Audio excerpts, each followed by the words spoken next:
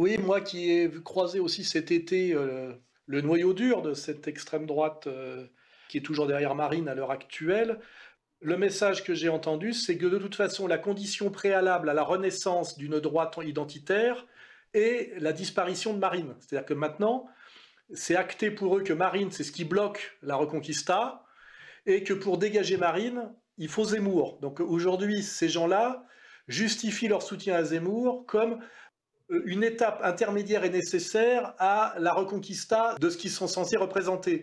Et donc, il y en a même qui vont jusqu'à dire que Zemmour serait leur idiot utile. C'est-à-dire qu'ils arrivent à se raconter ça pour ne pas se regarder dans la glace tels qu'ils sont.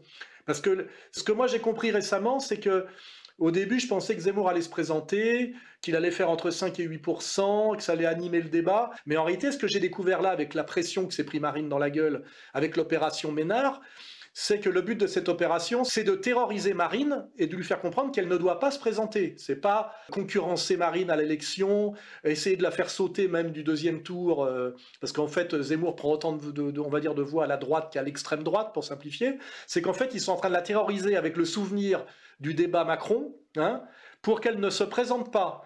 Tout le monde sait, et autour d'elle aussi, même s'il ne l'avoue pas, et elle-même, je pense, le sait, qu'elle ne peut pas gagner.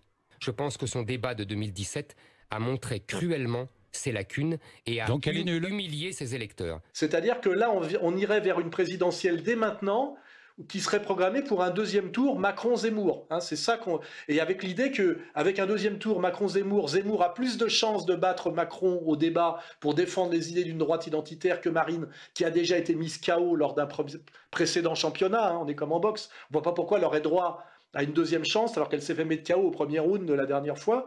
Et donc en fait, toute, entre guillemets, cette extrême droite ou cette droite identitaire a déjà validé que pour la progression de nos idées, parce que j'aime bien cette idée de nos idées, il fallait absolument préalablement se débarrasser de Marine, donc c'était pour eux c'est pas de la trahison, c'est de la nécessité, et que pour ça il fallait marcher derrière Zemmour, sous-entendu.